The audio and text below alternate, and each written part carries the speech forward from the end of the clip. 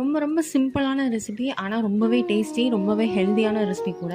இது வந்து school lunch பாக்ஸுக்கு செஞ்சு குடுத்தீங்க அப்படின்னா, டிஃபன் பாக்ஸ் வந்து காலியா தான் வரும்.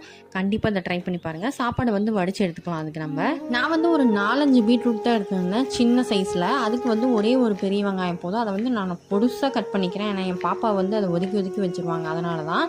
இப்போ ஒரு வடசட்டியில தேவையான அளவுக்கு எண்ணெய் விட்டுட்டு, கடுகு, ஜீரகம், அது கூடவே வந்துட்டு கருவேப்பிலை, நம்ம கட் பண்ணி வச்சிருக்க வெங்காயம், வரமிளகா சேர்த்துக்கோங்க. வரமிளகா இல்ல அப்படின்னா, நீங்க பச்சை மிளகா சேர்த்துக்கலாம். காரத்துக்கு ஏத்த மாரி சேர்த்துக்கிட்டு, அது கொஞ்சமா வதங்கினதுக்கப்புறம் உப்பு, மஞ்சத்தூள் போட்டுட்டு, நம்ம கட் பண்ணி வச்சிருக்க பீட்ரூட்டையும் இது கூட ஆட் பண்ணி, மூடி போட்டு மூடி வச்சு நல்லா வேக வச்சுக்கோங்க ஒரு 5 நிமிஷம்.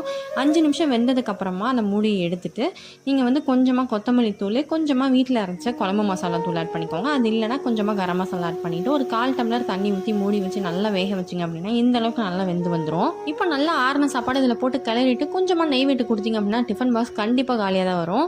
இன்னொரு வீடியோவில் பார்க்கலாம். பாய்.